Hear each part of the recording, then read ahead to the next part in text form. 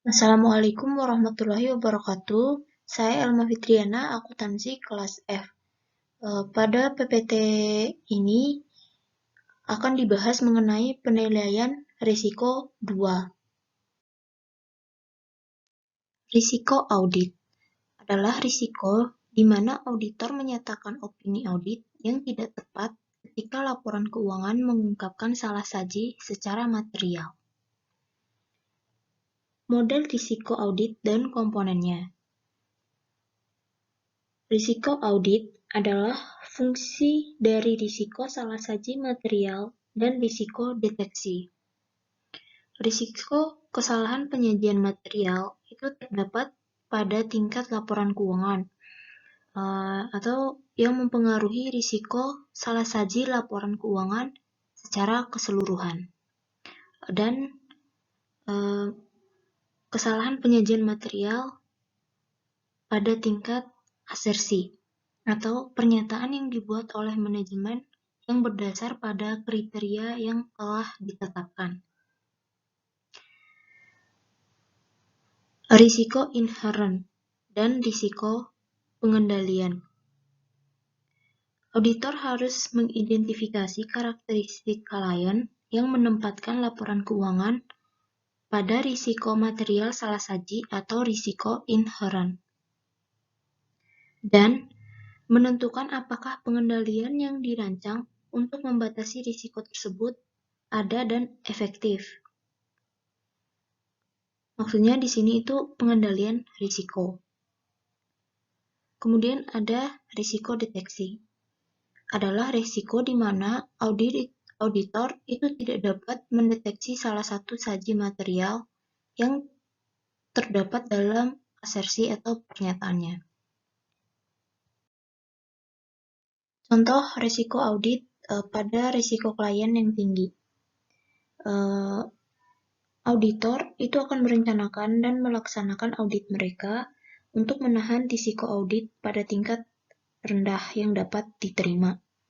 Jika risiko inherent dan pengendalian atau kontrol tinggi, maka auditor itu akan menetapkan risiko deteksi rendah untuk dipertahankannya risiko audit yang rendah.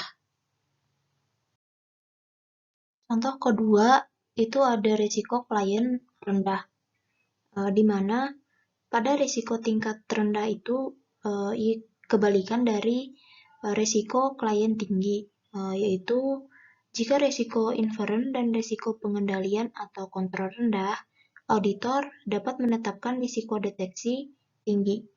Dengan menetapkan risiko deteksi tinggi, auditor akan mengurangi tingkat ketergantungan pada prosedur substansi rincinya mereka. Untuk lebih jelasnya, teman-teman bisa membaca contohnya di bawah. Materialitas. Informasi itu dianggap material jika berdampak pada proses pengambilan keputusan pengguna laporan keuangan. Nah, materialitas itu ada dua, yaitu materialitas kualitatif dan kuantitatif. Informasi itu dianggap material secara kualitatif jika mempengaruhi proses pengambilan keputusan untuk penggunanya. Sedangkan kalau untuk materialitas kuantitatif itu adalah informasi yang melebihi penilaian materialitas awal auditor. Nah, itu dianggap sebagai materialitas secara kuantitatif. Kemudian selanjutnya mengatur materialitas. Saat menetapkan atau mengatur materialitas, auditor itu akan menggunakan pertimbangan profesional dengan memperhatikan pengguna utama laporan keuangan. Nah, pengguna utama maksudnya di sini ya itu pemegang saham atau pemberi dana utama bagi perusahaan. Biasanya hal yang dilakukan oleh auditor dalam menetapkan materialitas adalah menetapkan pertimbangan awal tahap audit. Nah, biasanya dalam menetapkan pertimbangan tahap awal itu beberapa orang itu mereka akan menghitung persentase dari basis yang sesuai. Nah, setelahnya itu auditor akan mengumpulkan bukti untuk pengambilan keputusan nantinya. Dan juga auditor itu akan menilai potensi salah saji secara agregat dengan mengacu resiko pada materialitas perencanaan. Strategi audit. Perencanaan audit atas laporan keuangan mensyaratkan bahwa auditor menetapkan keseluruhan strategi audit. Ini mengatur ruang lingkup, waktu, dan arah audit dan memberikan dasar untuk mengembangkan rencana audit yang terperinci. Sebuah strategi audit ini akan bergantung pada penilaian risiko bawaan dan pengendalian awal auditor. Pendekatan klien untuk mengukur kinerja. Di sini, auditor itu dapat merencanakan audit mereka untuk mempertimbangkan bidang-bidang mana klien mereka ini mungkin berada di bawah tekanan dalam pencapaian suatu hasil. Pendekatan klien untuk mengukur kinerja itu ada dua. Yang pertama, profitabilitas. Pada analisis profitabilitas ini, perusahaan akan membandingkan pendapatan dan pengeluaran mereka dengan pesaing terdekatnya, serta menilai kemampuan mereka untuk bersaing. Dalam perusahaan besar, ini dilakukan dengan cara membandingkan pendapatan yang diperoleh oleh setiap divisi untuk menilai seberapa baik manajer dalam tiap-tiap divisi tersebut mengendalikan biayanya. Yang kedua adalah likuiditas. Adalah kemampuan perusahaan dalam memenuhi kewajiban jangka pendek dan jangka panjangnya. Nah, jika perusahaan tidak mampu untuk memenuhi kewajiban jangka pendek dan jangka panjang, perusahaan itu takutnya akan mengalami likuidasi atau pembubaran dalam suatu persero atau perusahaan. Prosedur analisis, yaitu prosedur analisis yang digunakan sebagai evaluasi informasi keuangan dengan mempelajari hubungan yang rasional antara data keuangan dan non-keuangan. Prosedur analisis itu dilakukan pada tahap penilaian risiko audit untuk menyoroti fluktuasi yang tidak biasa dalam akun, membantu dalam mengidentifikasi risiko, meningkatkan pemahaman klien, mengidentifikasi akun yang berisiko salah saji material, meminimalkan risiko audit dengan memusatkan upaya audit di mana risiko salah saji material paling besar. Prosedur analisis ada 6. Yang pertama, perbandingan. Perbandingan ini dibuat untuk saldo akun tahun berjalan dan tahun sebelumnya, serta perbandingan untuk tahun berjalan dan anggaran. Yang kedua, analisis tren atau analisis horizontal. Seperti yang diketahui, analisis tren ini berkaitan dengan peramalan untuk masa yang akan datang.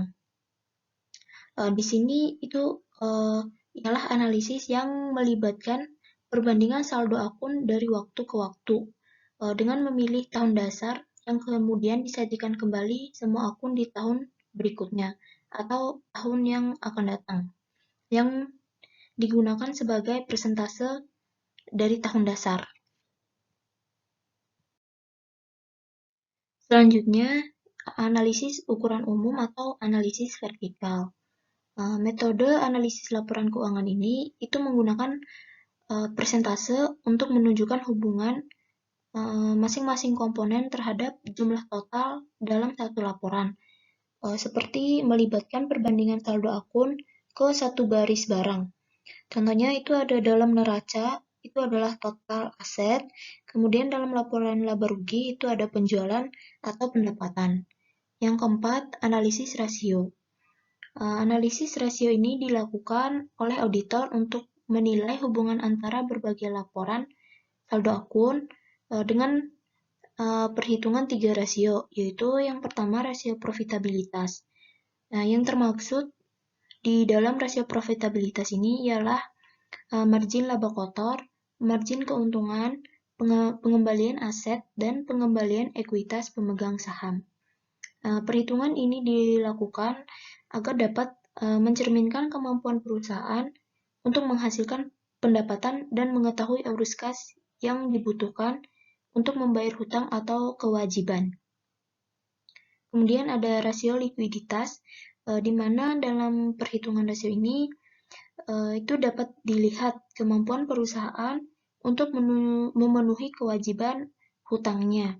Nah, yang termasuk dalam rasio likuiditas itu ada rasio uji cepat, perputaran piutang, dan perputaran persediaan.